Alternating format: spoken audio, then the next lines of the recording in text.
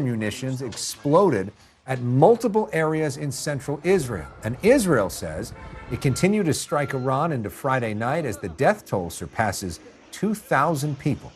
Joining me now live is CNN military analyst Cedric Leighton and CNN national security analyst Alex Plistis. Both of you joined us when the war actually started 2 weeks ago tonight during this broadcast. And now here we are now. Cedric Leighton, let's start with you. Kharg Island, why does that matter so much militarily? Well, one word, Alex, and it's oil. Basically, it's 90% of Iran's oil output goes through Kharg Island, and it's got this oil terminal that was started back in the days of the Shah.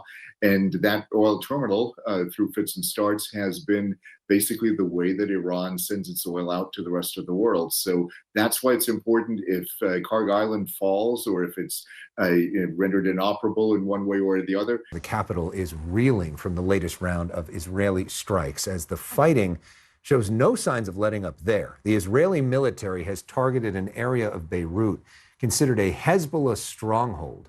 Israeli planes have also dropped leaflets over the city. They contained a message from an Israeli intelligence unit in charge of recruiting agents. The UN says more than 800,000 people have already been internally displaced because of the fighting. 800,000 people. Some experts say the number could soon reach 1 million as Israel raises the prospect of a bigger ground operation in the south. One humanitarian worker says the displaced residents still have something to rely on, one another. The Lebanese people have been through this crisis before. They've been displaced before, but that doesn't make it any easier. On the contrary, they are exhausted, they are afraid, and frankly, there is a sense of desperation here on the streets. The government is responding, and we are supporting them to deliver with hot meals to the shelters, with cash to the people that have been displaced. And really what we're seeing is Lebanese solidarity in action. Lebanese communities supporting Lebanese communities, Lebanese in our workforce supporting the Lebanese people. U.S. President now speaking to reporters at Joint Base Andrews. Let's listen in. Your message to voters who may be concerned about the potential for rising gas prices. Well, I think your gas prices, as soon as that's over, are going to come tumbling down along with everything else. I think it's going to be, you're going to see a very big decrease in the price of gasoline, gas, anything having to do with energy. As soon as this is ended. But we had to end the nuclear threat in the Middle East and throughout the world, and we will have done that. Mr. President. Still expect unconditional surrender, and what does that mean? Well, to me it means very simply that we are in a position of dominance that nobody's ever seen before.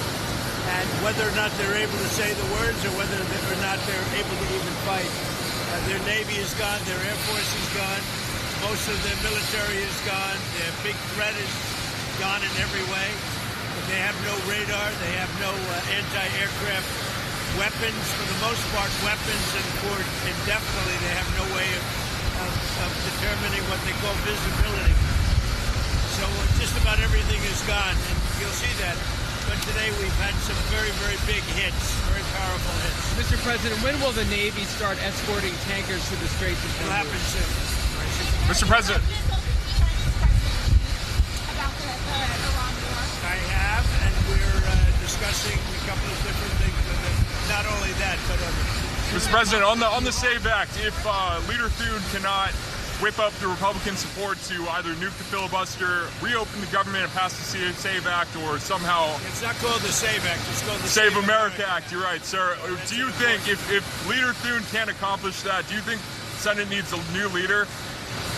Well, it's certainly a very popular thing. I don't think there's ever been a bill that's more popular than the Save America Act. It's voter ID, it's proof of citizenship, it's things that are so popular. No men and women's sports, no transgender mutilization of our children, so many different things. It's so good.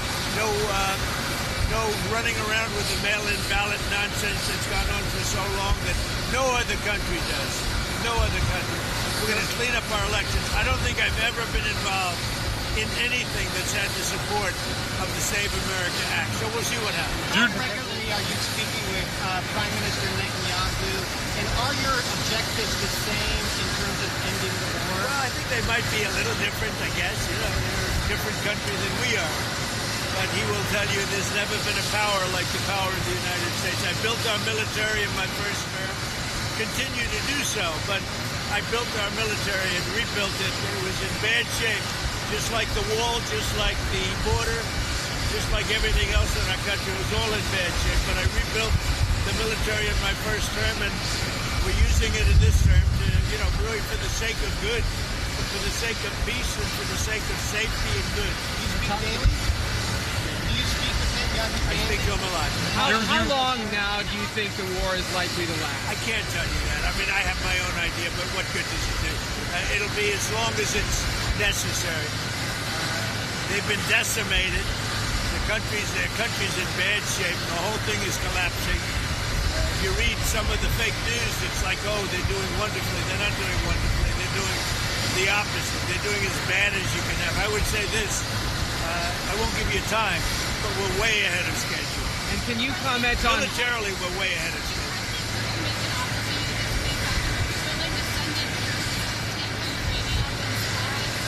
I can't talk to you. Sir, you made a post about Claudia Sheinbaum refusing your help in Mexico. What's your plan with Mexico?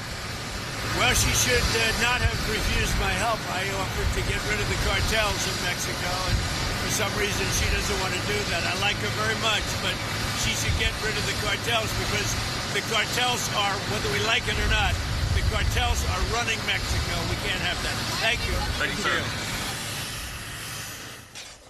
You've just been listening there to President Trump as he departs Maryland for the weekend, heading down to Mar-a-Lago in Florida. He was asked quite a few questions there about the war in Iran and, of course, about oil prices. He said oil prices will start tumbling down as soon as the war is over. But he couldn't give any indication about when that would be. He said the war will continue as long as necessary.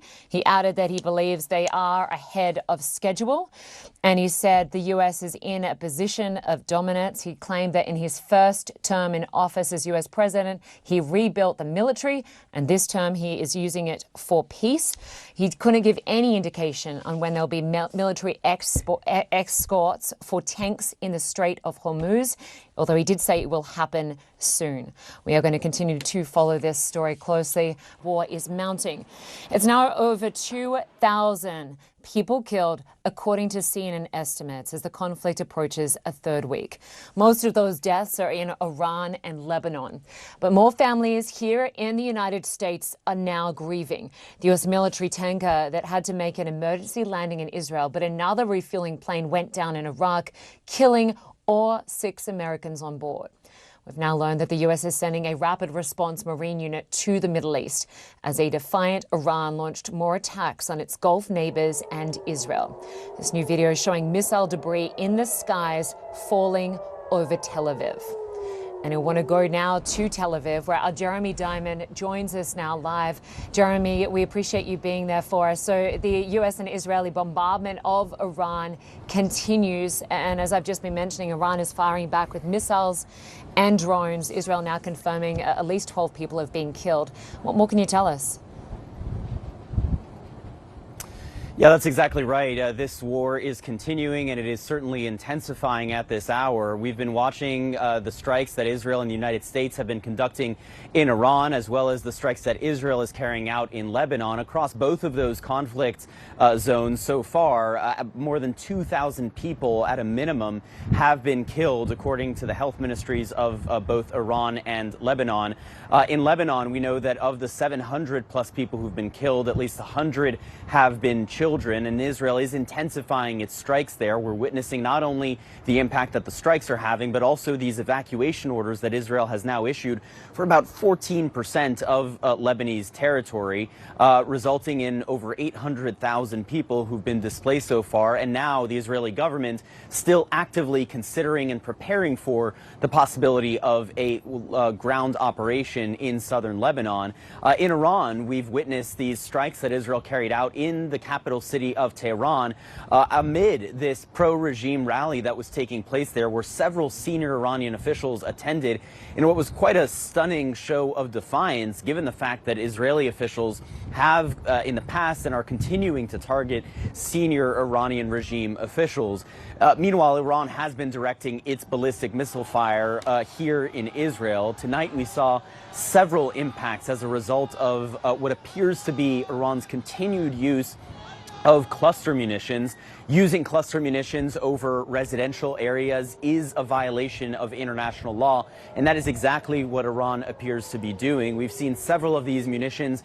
Basically, they explode in the sky, dropping, 24 smaller bombs indiscriminately over central Israel. We saw several fires break out on the outskirts of Tel Aviv. No one was seriously injured as a result of this, but we have seen 2 people who were killed last week as a result of one of those cluster munitions. Yesterday, there was also a direct impact of one of these Iranian missiles. Several people were lightly injured, but no serious injuries there as well. And Hezbollah has also intensified its rocket fire on northern and central Israel. So as we're seeing, this conflict is showing no signs of slowing down, and there doesn't yet appear to be any signs of any kind of diplomatic off-ramp in the making. And just quickly, Jeremy, the bodies of American service members will be heading home soon. Another 6 people killed. The defense secretary simply said bad things can happen. What is the U.S. military saying about what happened there?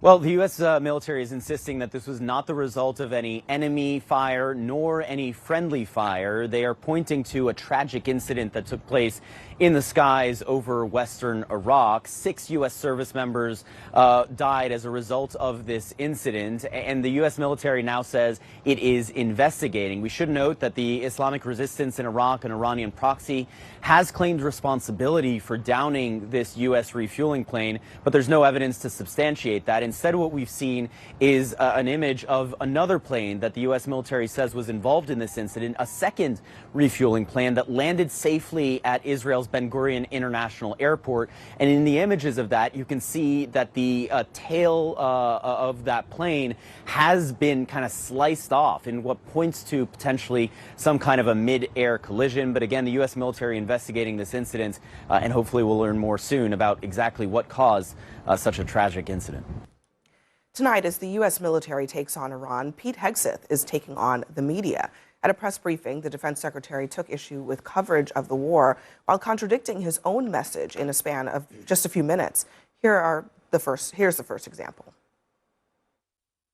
For example, a banner or a headline, Mideast war intensifies, splashing on the screen the last couple of days, alongside visuals of civilian or energy targets that Iran has hit, because that's what they do.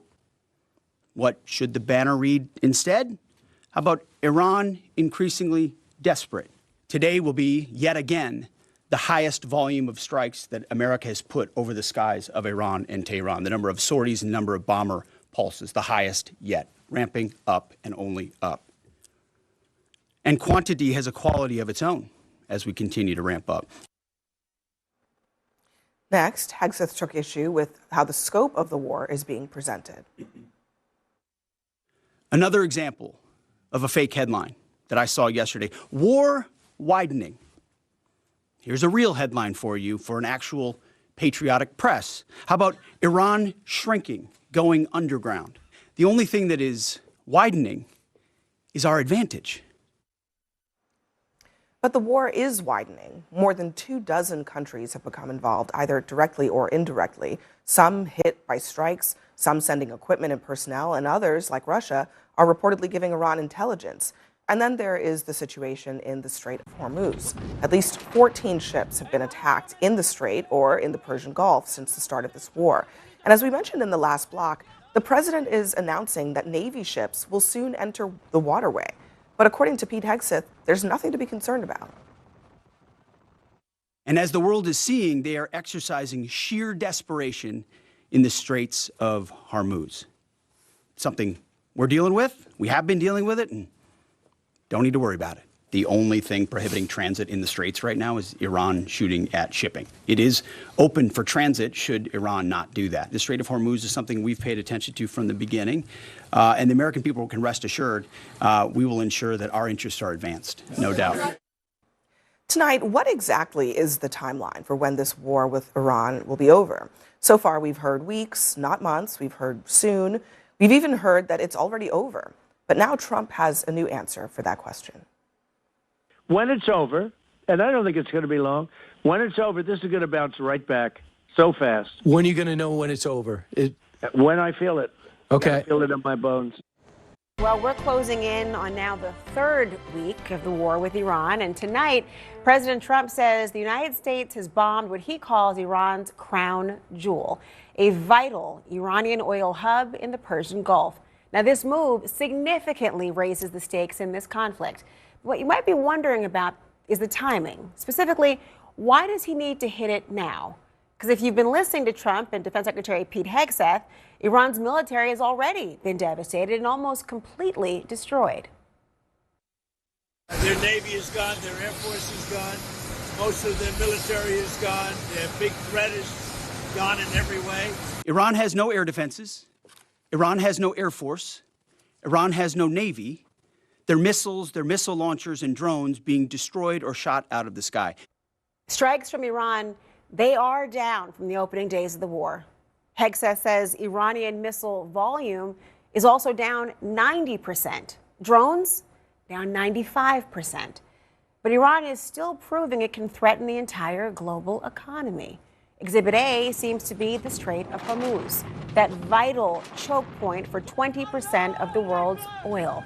Tankers that try to pass through, they're being hit, turned into fireballs, something Hegseth acknowledges. They are exercising sheer desperation in the Straits of Hormuz. Something we're dealing with, we have been dealing with it, and don't need to worry about it. No need to worry about, he says. Well, the president put it this way earlier this week.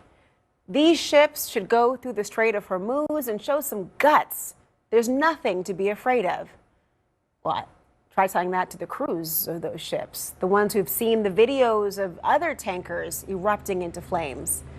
Hegseth said today the United States would not let Iran contest Hormuz. And tonight, it looks like we're seeing part of Trump's plan to keep those ships sailing.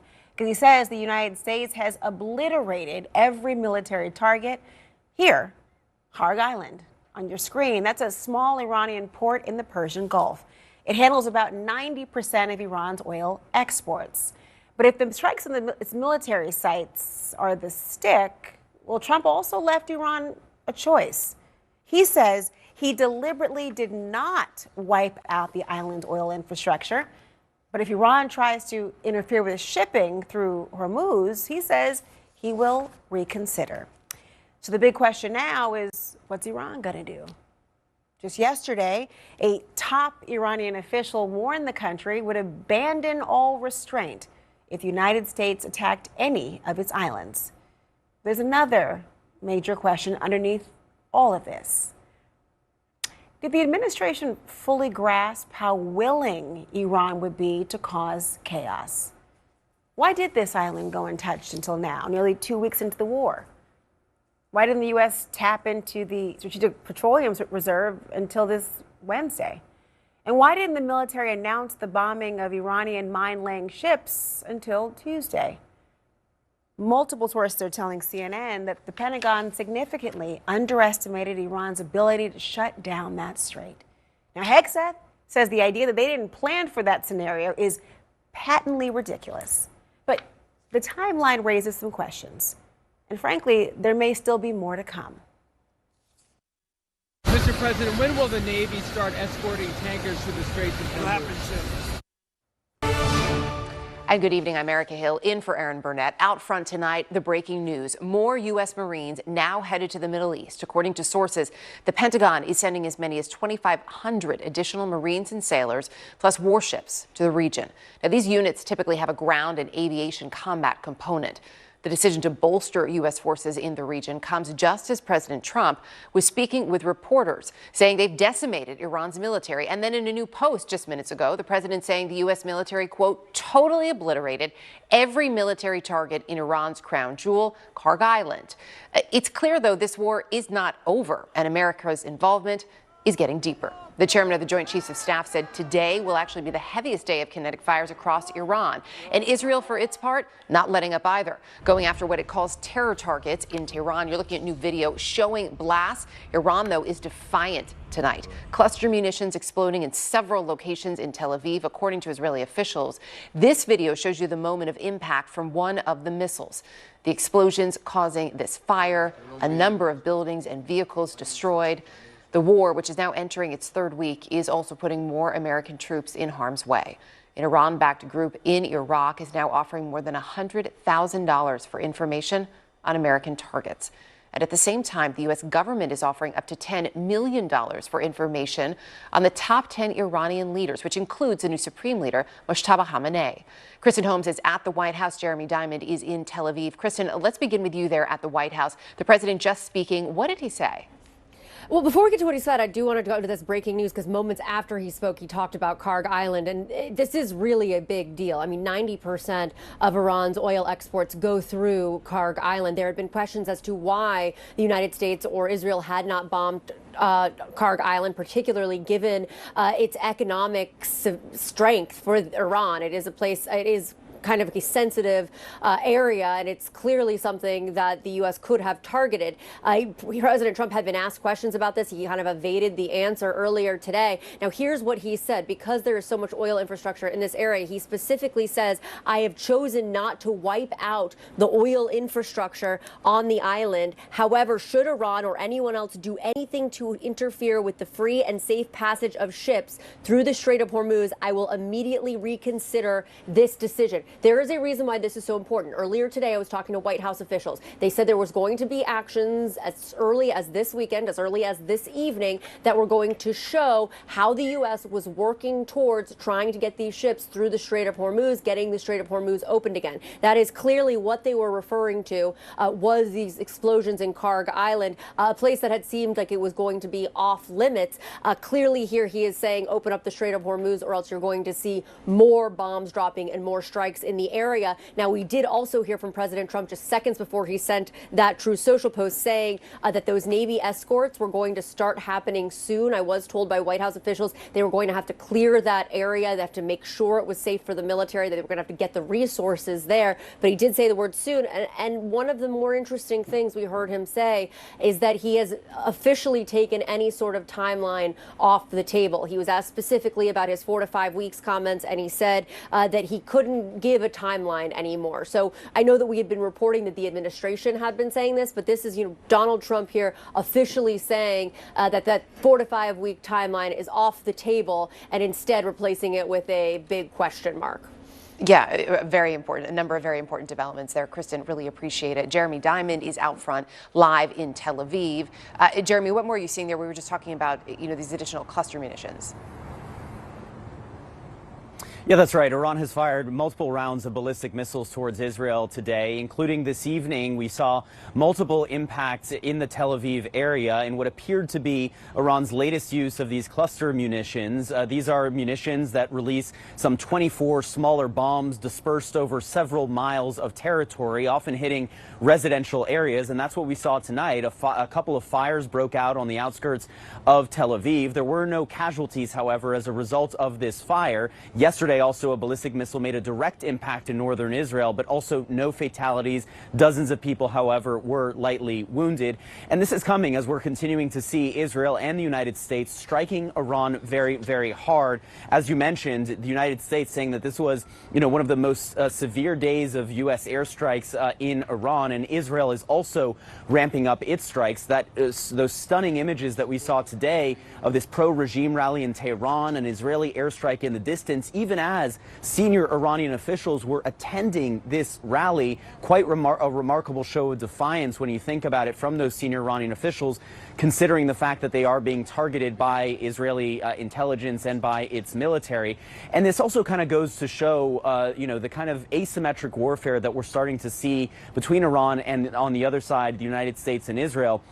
Because while the U.S. Defense Secretary Pete Hegseth today talked about Iran having no air defenses, no air force, no navy, we are still seeing that Iran has the ability to still disrupt life here in Israel with those daily ballistic missile fire attacks, and also being able to do things like blocking the Strait of Hormuz, which has gone on now for multiple days. And the United States still doesn't seem to have a plan yet, or at least a timeline for being able to get U.S. Navy ships to start escorting those tankers through that strait.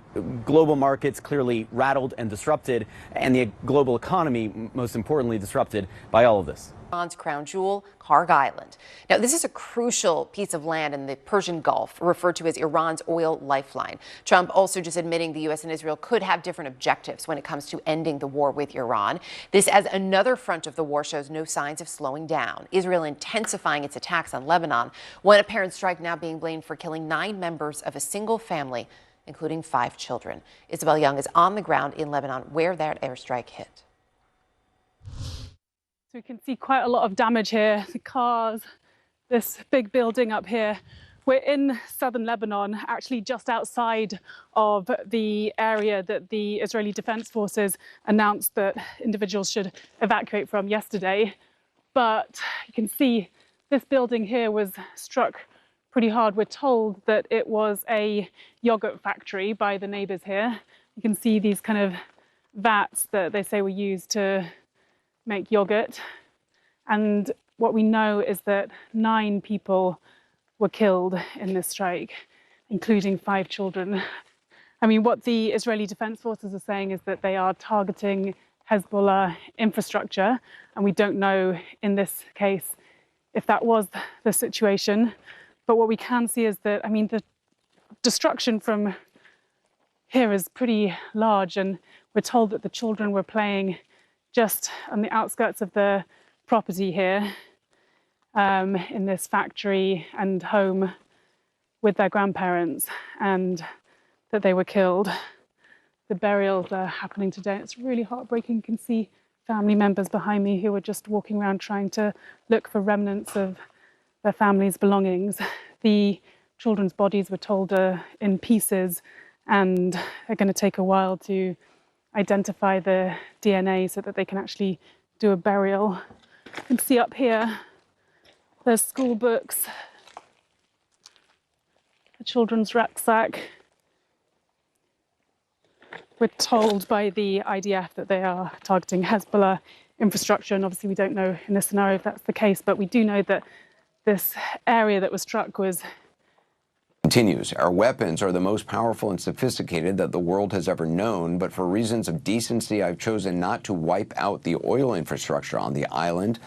The president then adds, however, should Iran or anyone else do anything to interfere with the free and safe passage of ships through the Strait of Hormuz, I will immediately reconsider this decision. Now, Karg Island is where most of Iran's oil exports flow. It has gone untouched until now. And when asked earlier today about taking it, the president took umbrage. I can't answer a question like that. You shouldn't ask it. Again, you shouldn't be even asking it. It's one of so many different things. It's not high on the list, but it's one of so many different things. And I can change my mind in seconds. But, you know, for you to ask a question, who would answer a question like that? I mean, you're asking me a question, Karg Island, okay, everything. Who would ask a question like that? And what fool would answer it, okay? Let's say I was going to do it, or let's say I wasn't going to do it. What would I say to you? Oh, yes, Brian, I'm thinking about doing it. Let me let you know what time and when it'll take place. It's not, you know, it's sort of a foolish question. A little surprising for you because you're a smart man. Iran, you'll recall, has threatened to send oil tankers going through the Strait of Hormuz up in flames if the U.S. targets its energy facilities, such as the ones on Karg Island. Now, the president was asked late today whether those ships could expect U.S. protection. Mr. President, when will the Navy start escorting tankers through the Strait of Hormuz? It'll happen soon. The president did not give specifics on that, nor did he specifically cite what constitutes victory in the war when asked about it earlier today. Us and welcome to CNN Newsroom. I'm Kate Baldwin in New York. Tonight we have a stark warning coming from the U.S. Embassy in Baghdad after it was struck for the second time since the start of the war with Iran. It's urging all Americans in Iraq to get out now. Smoke was seen rising from the embassy compound. You can see some images up there. A security official says it was hit by 2 drones, and Iran is now threatening to strike American-linked oil and gas sites throughout the region. That's after President Trump ordered strikes on a key Iranian oil hub in the Persian Gulf. He says the United States deliberately hit only military targets there and warned Iran, though, that he would consider it restraint if it does not let ships pass through the Strait of Hormuz.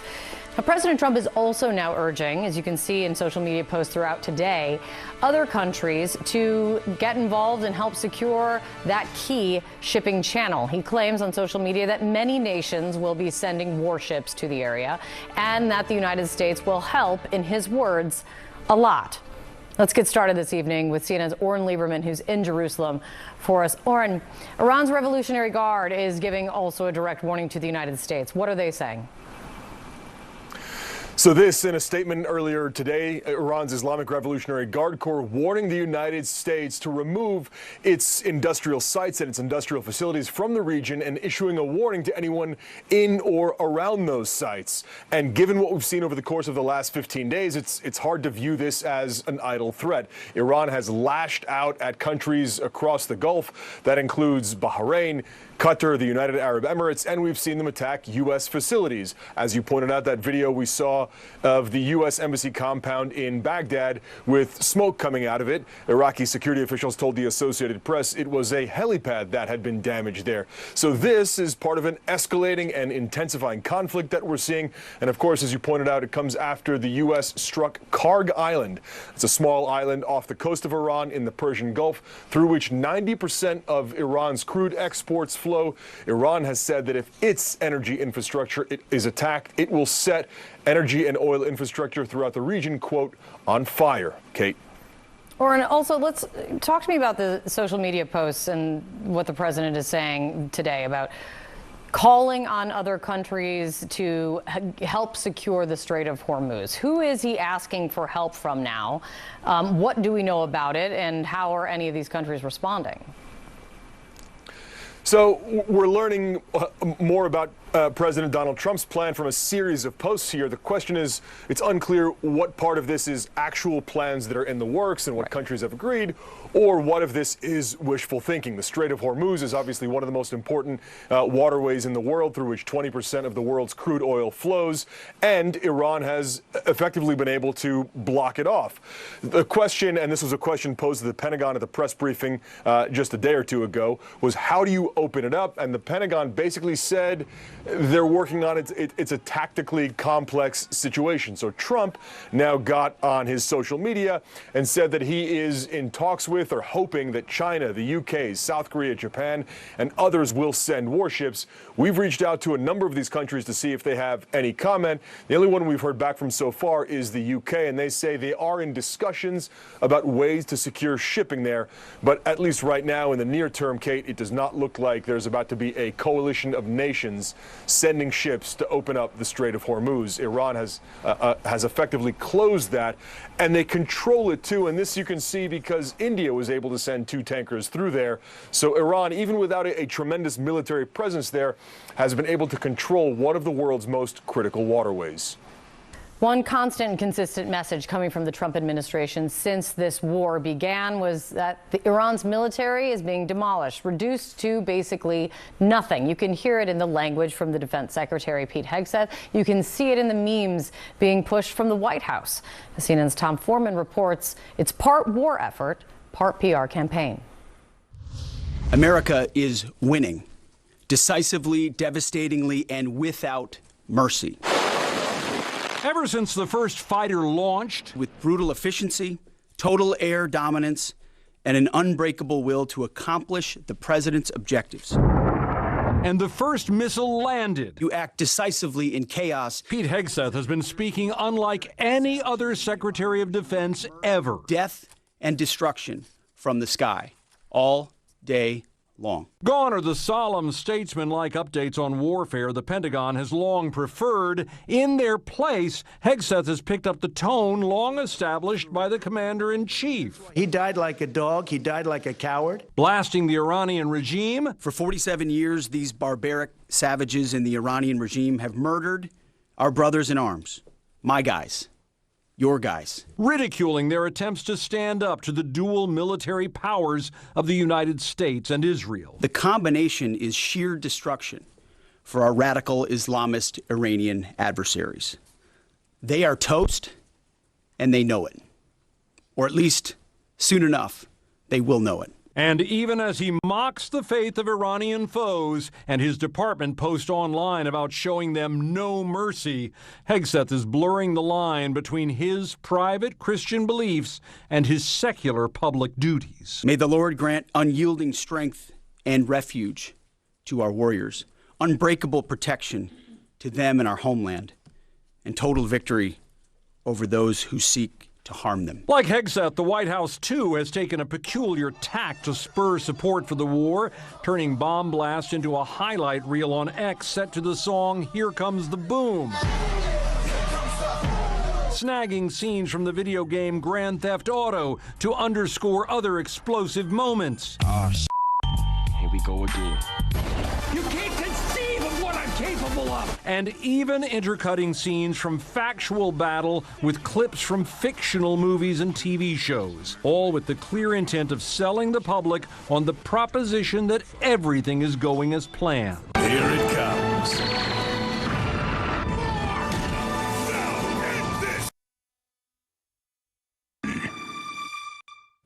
Of course, this fight has not been flawless for American troops. Some have died, others have been wounded, and it is not at all clear how long they're going to have to stay in the battle, even as what looks an awful lot like a marketing campaign marches on. You're in the CNN Newsroom. I'm Jessica Dean here in New York. We are following breaking news out of the Middle East tonight. The U.S. Embassy in Iraq is issuing a new security alert urging Americans to leave the country immediately as the war with Iran expands. The new warning coming after an attack on the U.S. Embassy in Baghdad that happened earlier today. A security official telling CNN the embassy was hit by 2 Iranian drones, but the extent of the damage and whether or not there were any injuries is not immediately clear. That's coming one day after the U.S. targeted Iran's Karg Island. It's a key oil hub that handles a vast majority of the country's crude exports. On Friday, the U.S. hit military facilities on that island. Let's bring in CNN international diplomatic editor Nick Robertson from Kuwait. Nick, Iran says it's going to retaliate for those U.S. strikes on Karg Island. What is the latest from the region tonight? Yeah, quite a lot of attacks going on all across the region. Saudi Arabia, some of the latest details coming in. 6 ballistic missiles intercepted, but they were targeting that airbase just outside of the capital, Riyadh, where the U.S. Air Force has a lot of Air Force assets on the ground there. So that's come under attack again. The east of Saudi Arabia under attack. Sirens going off in Bahrain in the past couple of hours. Qatar intercepting a number of ballistic missiles, 4 ballistic missiles earlier today, and a number of drones. The UAE seeing a significant number of ballistic missiles impacting their 9 ballistic missiles, 33 drones, they say. That's a pretty high number. And here in Kuwait, a few hours ago, the sirens were going off earlier in the evening. About 3 hours ago, we heard from the Civil Aviation Authority here. They said that 2 drones had impacted the civilian international airport, impacting radar equipment there. No one injured. Three drones intercepted earlier in the evening, according to the military here. 2 other drones landing in open area, and 2 other further drones landing in a Kuwaiti airbase. And we also know from the Kuwaiti military here, 3 military service personnel here were injured in strikes today. So very busy, and this does seem to be Iran following through. The IRGC, the military, the political leadership, the foreign ministry today saying that they would double down on attacks on U.S. commercial interests in the region. It's not entirely clear what has been impacted across the region tonight, apart from, as we understand, those details about the radar at Kuwait International Airport. Well, one of the significant events today that we heard out of the UAE authorities there finally managed to put out a fire at an oil facility there that has been burning since Tuesday. So that gives you a sense of the scale of some of the impacts that we're aware of, and Iran really seeming to increase what it's targeting today. Yeah, certainly. And help people understand the significance of Friday's U.S. attacks on those military, again, this is important, the military targets there on Karg Island. Clearly a message to Iran that the United States has the capability to take out the most sensitive, vital, economically important facility that Iran has, and that is Karg Island's oil terminals. They were not damaged. The United States Air Force and military assets went after the military there. But this is so vitally important to Iran. 90% of its crude oil gets exported from Karg Island. It has sort of these deep water port facilities there, oil loading facilities that allow super tankers to pull up there. 4 to 5% of the world's oil supplies come from that particular terminal. This is an island about a third the size of Manhattan, and strategically it's about 130 miles from where we are here, right in the northern end of the Persian Gulf, separate area to the Strait of Hormuz. It really puts a new focus in the northern area of the Gulf right now. All right, important context and information from Nick Robertson there on the ground in Kuwait. Thank you so much for that. I want to bring in CNN White House correspondent Julia Benbrook, who is traveling with the president in Florida this weekend. And Julia, let's talk more from your perspective on what the president is saying about all of this, and specifically what's going on there in the Strait of Hormuz. That is where Karg Island is adjacent to and located. This is a big area of focus right now, as 20%, roughly 20% of the world's oil travels through the Strait of Hormuz. In fact, President Donald Trump, he's posted about this twice today. In his most recent post, he reiterated calls for countries to help secure shipping in the passage. I want to pull up part of that for you now. He said this, he said, quote, "The countries of the world that receive oil through the Hormuz Strait must take care of that passage, and we will help a lot. The U.S. will also coordinate with those countries so that everything goes quickly, smoothly, and well. This should have been a team effort, and now it will be." And this comes as Americans are directly feeling the impact here with a surge in gas prices. And while Trump has said that he is confident that those will eventually go down, this could be an attempt to address some of those growing concerns right now. In his post earlier in the day, he said that several countries, specifically those impacted by Iran's attempted closure of the strait, will be sending warships to help make sure that the strait can be open. And then he added in that post, so at the beginning he said they will be, then he added in that post that he hopes China, France, South Korea, and the United Kingdom will be sending ships. He said that the United States will be bombing the shoreline in the meantime. Now, Iran's foreign minister has denied claims that the Strait of Hormuz has been completely closed, instead saying it is blocking vessels with ties to the United States and Israel. Today, Iran issuing another warning to civilians in the United Arab Emirates, urging them to stay away from the country's main ports. That could possibly be an attempt from Iran to create panic among residents after vowing revenge for U.S. strikes on a key oil hub, Karg Island. Trump saying yesterday the raid, quote, totally obliterated every military target on the island. Let's bring in retired U.S. Army Brigadier General Mark Kemet joining us now. Thank you so much for being here with us. As we stand, we had these strikes on Karg Island on those military targets just yesterday. We've now seen Iran striking the Iraqi, in Baghdad, the Iraqi embassy there with drones. Where do you see things going from here? Well, first of all, I think Iraq is a separate issue because that's in the presence of Iranian-backed militias there. While it may have been motivated by Iran, it was certainly done by Iraqis themselves. Look, the stakes are getting higher. It's clear that the Iranians are trying to keep the Strait of Hormuz closed. That was the pronouncement of the new supreme leader. President Trump then took Karg Island, basically holding the entire output of the Iranian oil industry hostage, saying, if you don't let the boats through the Strait of Hormuz, we're just going to hang on to this. So I think it basically is a bit of poker being played by both sides. And we really won't know until we start getting some ships through the Strait of Hormuz, which is going to be exceptionally difficult.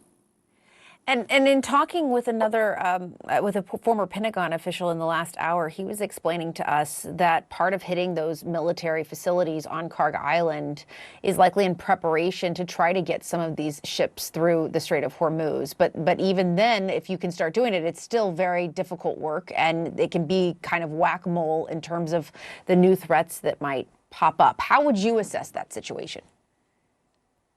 Well, as you articulated it, I don't know what the Pentagon official was talking about. The fact remains, we've been through this before. There was a tanker war in the Strait of Hormuz and the Persian Gulf, 1981 to 1988. We reflagged the oil tankers. The United States provided escorting of over 22,000 ships through the Strait of Hormuz, lost a couple of hundred, some were sunk. But it's a very dangerous operation. Really appreciate it. Yeah, thank you.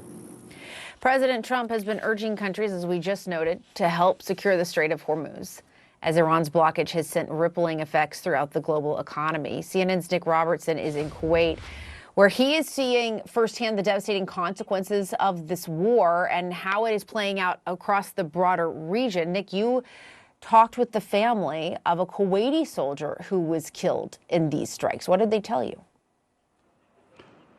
Yeah, look, everyone is talking about the costs of the war, gas going up at the pump, crude oil hitting $100 a barrel, the focus being on the Strait of Hormuz. And of course, these are the key important big pictures towards ending the war with Iran. But there really are some families, and we met some of them, that are really paying a much higher price. Farhad al-Majmad's relatives are among them, their loved one buried in a cemetery reserved for Kuwait's heroes. Farhad was 33 years old, a major in Kuwait's border force, and died instantly, his family says, when an Iranian drone struck his vehicle 4 days ago. His brother Saud shows me a picture of Farhad's now fatherless 3-month-old daughter. The hardest thing, he says, telling my mother. I was trying to find a way around it, saying he was injured. But the news was spreading. It was difficult, sad. I pray we never relive it again. Kuwait has become the deadliest place for an Iranian attack for service personnel in the Gulf so far. 6 U.S. service personnel killed and 4 Kuwaitis in separate incidents. Many, many more injured. Farhad's first passion was soccer. Captained his local team, played on the national squad. 5 days before the war, he retired, played his last game, took his young daughter to see it, got a huge send-off from adoring fans and players. He was a big deal in Kuwait. Fahad was passionate about military life. He always wanted to defend his country, and what an honor it was. A few nights before the Iranian drone snatched his life, he sent this message to his family: sleep safely and know we have your back. Kuwait's Interior Ministry immediately made it a national slogan. As devastated as I am over the loss of Fahad, I'm also very proud of him. He was brave, ready to sacrifice his life, and he did sacrifice his life for his country. Farhad's funeral was national news. Hundreds came to show their respects. A much-needed morale boost for his battered family. His mother, the most grievously impacted, they say. The Gulf states were thrust into this war, which we had nothing to do with. My message is stop the war as soon as possible. So long after the drones and the missiles stop coming and the sirens here fall silent, there'll be some very sad families with an empty seat at the dinner table. But they'll know that when their nation called them to action, they paid the ultimate price. All right, our Nick Robertson in Kuwait, thank you so much for that. Hello again, everyone. Thank you so much for joining me. I'm Frederica Whitfield. All right, right now, Iran is lashing out after the U.S. says it obliterated military targets on its main oil export hub. The U.S. Embassy in Baghdad is urging all Americans to leave Iraq immediately after an official tells CNN the building was struck by 2 drones today. Video geolocated by CNN shows smoke and flames pouring out of a tower near the U.S. Embassy. And in the UAE, smoke was seen rising from a major oil hub after a reported drone attack there. Iran is warning of even further escalation, vowing to reduce U.S.-linked energy sites across the Middle East to, quote, a pile of ashes, end quote, if its oil infrastructure is targeted. I want to go straight to CNN international diplomatic editor Nick Robertson. He is in Kuwait, which has also been attacked by Iran during this conflict. Nick, what more can you tell us about these strikes and threats?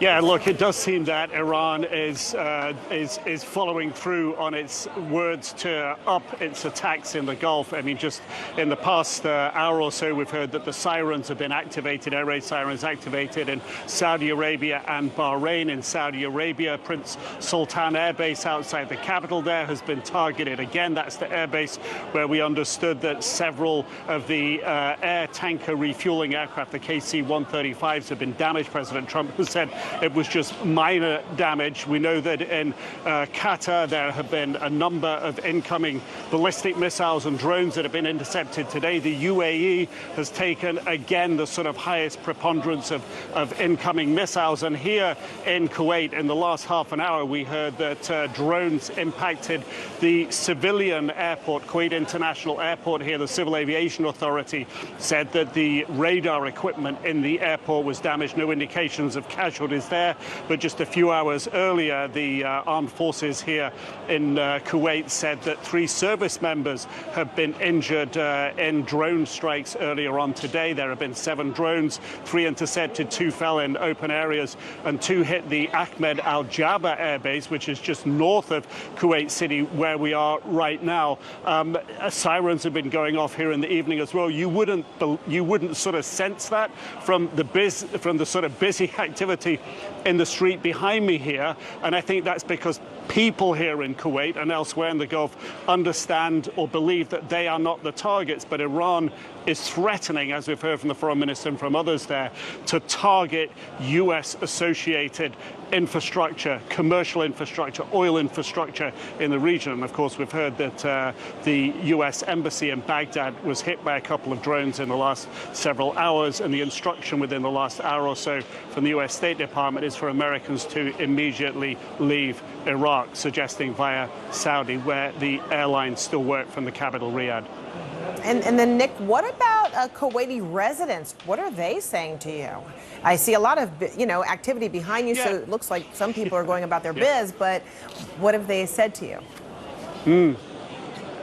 Yeah, look, setting the scene a little bit. Last few days of Ramadan, holy time of year. It's Eid al-Fitr, the sort of festival at the end of Ramadan in a few days' time. People typically come out and buy gifts for family members, and that's what we're witnessing. There were huge tailbacks on the highway getting here around the major shopping malls. People here going out, and I think part of it, in Kuwait, it's slightly different from the rest of the Gulf, where really this was the first time they've been impacted in war, and it was terrifying, and it was a new experience. But Kuwait is here 30-odd years ago. That's when Saddam Hussein in Iraq, the brutal dictator there, invaded Kuwait, and they were occupied. Thousands of people killed here over a 7-month period. President Bush led that big international coalition back in 1991 to oust Saddam Hussein. And back then, the Kuwaitis were traumatized. So when I ask people to compare them with now, they say, look, it's not as bad as it was back then. It is dangerous. This isn't our war. We don't want this war. But we spoke to an air traffic controller here, former air traffic controller, and he said, look, we believe in our defensive systems. They're intercepting 98% of all incoming missiles. That may be a bit above what we're witnessing at the moment. 4 Kuwaiti service members have been killed here. More than 90 people, military civilians, have been injured. But I think what you see on the streets here is reflected in a confidence in the defensive systems and a confidence that Iran is targeting. It may be just a few miles away, but not the people directly. All right, Nick Robertson in Kuwait, thank you so much. We'll check back with you. Also today, new CNN reporting outlines just how the White House is scrambling to contain the fallout after deciding to attack Iran. CNN's Julia Benbrook is joining us now from West Palm Beach, Florida, near where the president's home is in Mar-a-Lago. What are you learning, Julia? Well, we're now entering that third week of this conflict, and President Donald Trump, he's back in Florida at his Mar-a-Lago estate, which is where he monitored those first joint U.S.-Israel strikes against Iran. And according to new reporting from our CNN colleagues, prior to those strikes, there was intelligence that the Supreme Leader, Ali Khamenei, as well as other top officials were going to be meeting. And that led the U.S. and Israel to accelerate plans for those attacks with the goal of taking out the regime's top leadership at once. And those strikes were successful in killing the Supreme Leader and dozens of high-ranking officials. But that could have created another issue going forward, as some that the administration had considered as options to potentially lead Iran in the future were also taken out. That's something that Trump addressed publicly in the days after, saying that some of the people that they had in mind were now dead. Now, when it comes to an exit strategy here, there are still a lot of questions. According to people who are familiar with some of those internal deliberations, the administration does not seem to be any closer to articulating a detailed exit strategy. And that comes as there have been many different timelines laid out. Trump himself at one point said this could last 2 to 3 days through the week. Of course, we're well past that now. And most recently, he's been saying 4 to 5 weeks or 4 to 6 weeks, but adding it will be as long as it takes, whatever it takes. Now, when he was speaking to a group of Republican lawmakers last weekend, he said, we've already won in many ways, but we haven't won enough. And I had the chance to press him on what those comments meant, what his baseline was here. And he said, in part, when they are not going to be starting the following day to develop a nuclear weapon. He added that they needed to be able to look to negotiators like Special Envoy Steve Witkoff, who was in the room at the time, and to confirm that they did not have plans to pursue it. Now, since the start of Operation Epic Fury, 13 American service members have been killed and roughly 140 wounded. And then, Julia, the president commented today on the Strait of Hormuz saying, I'm quoting now, many countries, end quote, will send warships to keep it open. Any more about whether that is indeed the case? Promises being made by certain countries? And he's now posted about this twice, so it is obviously top of mind as 20% of the world's oil passes through the Strait of Hormuz. His most recent post, he said that this always should have been a team effort and that other countries need to be joining in. But I want to pull up his first post. That's where he provided some more detail. In it, he said, many countries, especially those who are affected by Iran's attempted closure of Hormuz Strait, will be sending warships in conjunction with the United States of America to keep the strait open and safe. We have already destroyed 100% of Iran's military capability, but it's easy for them to send a drone or two, drop a mine, or deliver a close-range missile somewhere along or in this waterway, no matter how badly defeated they are. He added that he hopes, emphasis on hopes there, that China, France, South Korea, and the United Kingdom would be sending ships, and that in the meantime, the United States would be bombing the shoreline. All right, Julia Benbrook in West Palm Beach, Florida. Thanks so much. All right, let's continue this conversation now. Let's bring in Michael Allen. He is a former special assistant to President George W. Bush for national security.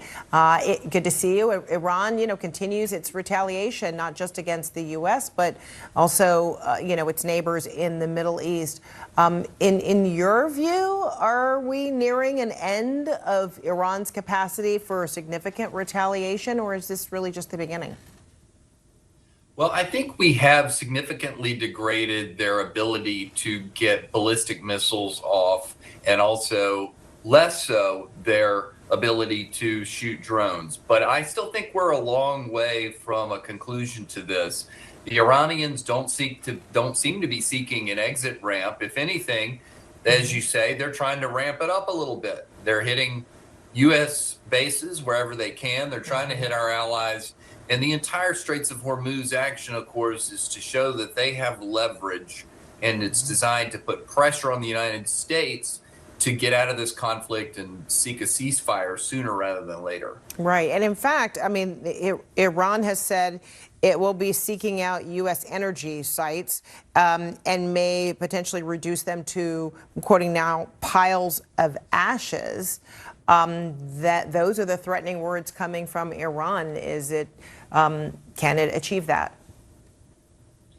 Well, it's unclear what they mean. I don't know how many of these energy sites we have. As you know, we're largely self-sufficient over in the United States with a few exceptions, but I don't doubt that they want to try and maximize the price of a barrel of oil. I think any constriction of supply hurts everywhere and puts everybody back up at the top of the pump. So I do believe that they are going to seek additional asymmetric ways to hit and hurt the United States. So we need to remain vigilant on this and a dozen other things. Okay.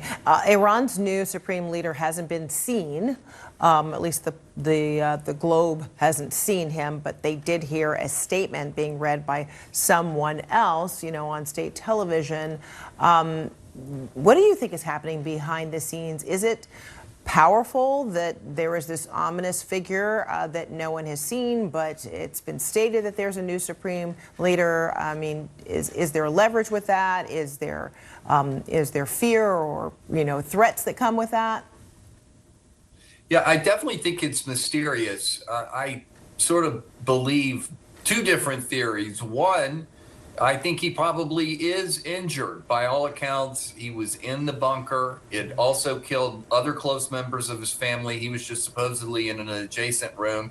But also, if he comes out from hiding or wherever he might be, the Israelis might swiftly, and they have vowed to do it, kill him also. So it may just be the way he's going to operate for a little while, because I think the last thing the Iranian regime wants is to have to go through another succession crisis. That just complicates things for them, and it makes people believe that they, especially their own citizens, that they may be insecure and vulnerable to another march out on the streets. We're getting some new videos showing smoke and small flames rising from a building near the U.S. Embassy compound in Baghdad.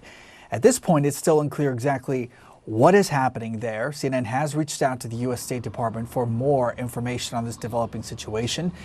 We should note, though, this incident comes just days after a suspected Iranian drone hit a U.S. diplomatic support center near Baghdad's airport. So more on that as we get it. Meanwhile, President Donald Trump says that the U.S. bombed every military target on Iran's Karg Island, which handles nearly all of the country's crude oil exports. Well, afterwards, state media said that Tehran threatened retaliatory strikes on Gulf facilities owned by oil companies that cooperate with the U.S. or have American shares. President Trump said that he spared Karg Island's oil infrastructure, but warned that it could get wiped out if Iran continues blocking ships from getting through the Strait of Hormuz. And his comments come as the war enters now yet another week. Israeli officials say that Iranian cluster munitions, that they exploded at multiple areas in central Israel. And Israel says that it continued to strike Iran into Friday night as the death toll surpasses 2,000 people. Let's go live now to CNN's Paula Hancock's following the situation that's happening in Baghdad right now. She's live in Abu Dhabi. Paula, do we know anything else aside from some of these pictures that have come in? Well, Paulo, what we know from Reuters is that they've been told by security officials that this was, in fact, a missile strike. It's not clear if it was a direct hit or whether this is debris from an interception that has hit this area. We're asking the State Department exactly what part of the U.S. Embassy compound appears to be impacted at this point. You can see smoke and fire from within that area, though. Now, this is one of the largest U.S. embassies in the world. And it's within the green zone, which is considered the highly fortified area of Baghdad. But it has come under repeated missile and drone strike from Iran's proxies, the militia groups in Iraq that have been funded and backed by Iran. We've also in recent days been seeing protests outside the embassy itself. Now, the non-emergency personnel from this embassy, we know earlier this month, were ordered to leave Iraq. So it's uncertain how many people, if any, would have actually been inside the embassy at the time. It also comes at the same time as we're seeing Oman being affected. The US State Department has ordered all non-emergency personnel from Oman to leave the country and with their families. Now, this is significant because Oman was the mediator between the US and Iran when the negotiations were ongoing before this war started. So even Oman at this point being targeted by Iranian retaliation. Paulo? And Paula, a little while ago, we told our viewers about Kharg Island and why it's so significant for Iran, why it's so critical for Iran, I should say. Why is it significant to the United States? Well, this is a target that the United States would have always had in mind. It's one that they did not touch for the first 2 weeks of this war, but it is so critical to Iran's oil industry. 90% of crude exports come from this island. It's a tiny island. It's about 5 miles, 8 kilometers just south of Iran. And what we've seen the United States do at this point, according to the US president, who's given a statement about this on social media, it is the military infrastructure that they have taken out at this point, according to Trump.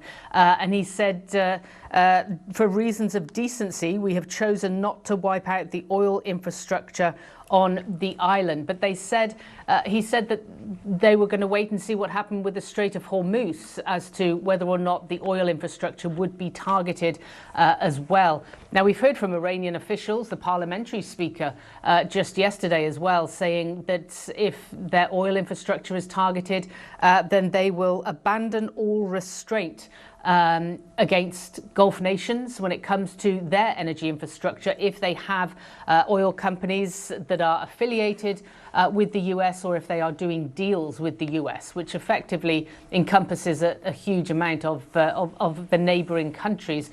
So we have been seeing these threats from Iran, although we have also seen Tehran has targeted energy infrastructure in a number of countries, Bahrain, here in the UAE, Saudi Arabia, for example. Just overnight, we saw that there were some 19 drones that were intercepted. 16 of them were heading to the eastern part of that country, which is where the oil fields are. We've also seen the US target an oil facility in Tehran in recent days. So this is something that we're watching very closely. Kharg Island is very strategically key for Iran, and it will be interesting to see what, if any, retaliation there is for this. The retaliation likely to be against the energy infrastructure in the Gulf nations. Paulo?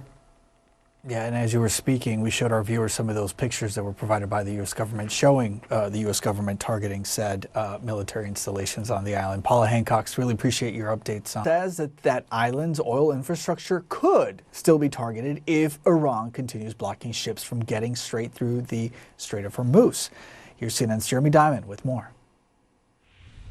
Well, it is a hugely significant island, and there's a reason why we haven't seen the United States or Israel target this island until now, and even now with these initial U.S. military strikes, still avoiding hitting the oil infrastructure at this island. I am learning a little bit more about what exactly the United States did strike on Karg Island.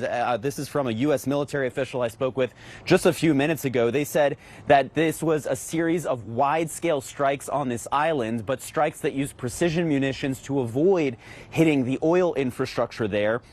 Instead, I'm told that the targets included a naval mine storage facilities, missile storage bunkers, and other military infrastructure on the island. But there's no question that President Trump's military action on Karg Island tonight is intended to send a message to the Iranian regime, a very clear threat here that the United States is willing to strike that oil infrastructure should Iran not change its posture as it relates to the Strait of Hormuz. But I think we really need to consider what the impact of that actually would be, because should the United States strike the oil infrastructure on Karg Island, you're going to see a series of short and long-term ramifications for that.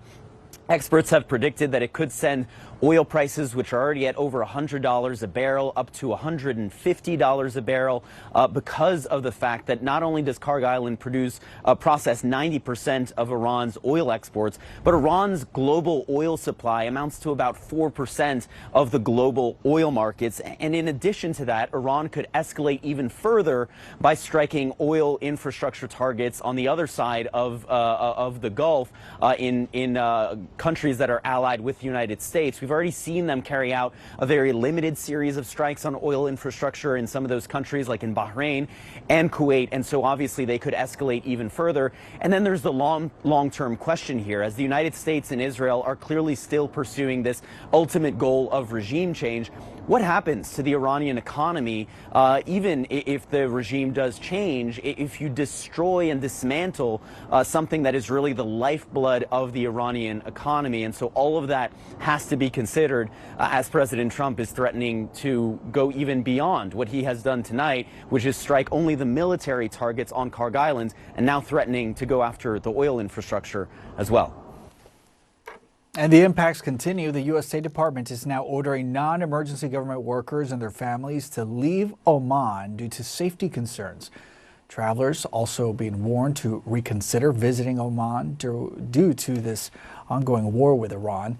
A level 4 do not travel advisory was also issued for Oman's border region with Yemen.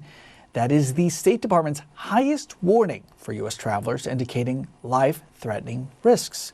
For more on what's happening on the ground now, let's go to Matthias Gretz. Matthias, it's good to see you again. What is the situation there? Are there still concerns that we could see more strikes? Well, it had been a relatively quiet 36 hours or so for us here in Doha. The last incident or warning we had of any kind came at around midday on Thursday, but that all changed overnight last night. The first in a series of incidents was an evacuation notice issued by the Ministry of Interior to people's phones to evacuate 2 different parts of the city. And then that was followed at around 1:30 this morning by emergency alerts sent to our phones, and then a loud series of explosions overhead. And then again, just before 6 a.m. this morning, another alert and more explosions. And I have to say that the explosions overnight, in particular those around 1:30 this morning, were among the loudest and most powerful, if not the loudest, that we'd heard so far here in Doha's West Bay. I mean, the force with which it shook the building that I was staying in was quite incredible. And maybe around an hour ago or so, we saw a gun-mounted helicopter here patrolling the skies over West Bay. This area is, of course, where CNN is based. It's where a lot of our staff are based. And it's a really popular commercial and residential area, both for locals and for foreigners. And in the early hours of this morning, Qatar's Ministry of Defence did confirm that it had been subjected to 2 separate missile attacks overnight. But this is something we're now seeing across the region. Authorities in Dubai there said that debris from a successful drone interception struck a building in the city, but that there was no fire and no casualties. And like you mentioned there at the top, non-emergency US government personnel are being told with their families to leave Oman. The Saudi Ministry of Defence said that over the last few hours they've intercepted at least 19 drones and 1 missile, and In Kuwait, we've seen explosions. In Bahrain, they've heard sirens there. And all of this coming after, of course, the Iran threatened retaliatory strikes for those US strikes on Karg Island. Specifically, some breaking news at this hour. I want to show you some brand new video that shows some smoke and some small flames rising from a building near the U.S. Embassy compound in Baghdad. Now, at this point, it is unclear exactly what happened. CNN has reached out to the U.S. State Department for more information. You see that smoke billowing from that area near the compound, the embassy compound. And this incident does come just days after a suspected Iranian drone hit a U.S. diplomatic support center near Baghdad's airport. More on this developing situation as we get new information. Iran, for its part, it is now threatening to retaliate after the U.S. said that it bombed every military asset on Karg Island. And that's according to Iranian state media, which reports no oil infrastructure was damaged. The island handles about 90% of Iran's crude exports. President Donald Trump says that its oil infrastructure, it could still be targeted if Iran continues blocking ships from getting through the critical Strait of Hormuz. Their Navy is gone, their Air Force is gone, most of their military is gone, their big threat is gone in every way. But they have no radar, they have no anti-aircraft weapons, for the most part weapons, and for indefinitely they have no way of determining what they call visibility. So just about everything is gone. President Trump says that the U.S. Navy will soon intervene in the Strait of Hormuz, where the flow of oil has been effectively paralyzed because of the war with Iran. A senior Iranian official telling CNN that Iran is now considering allowing a limited number of oil tankers to pass through the strait, but that's only if the oil cargo is traded in Chinese yuan. The Iranian foreign minister actually spoke about oil prices on Friday at a rally that was held for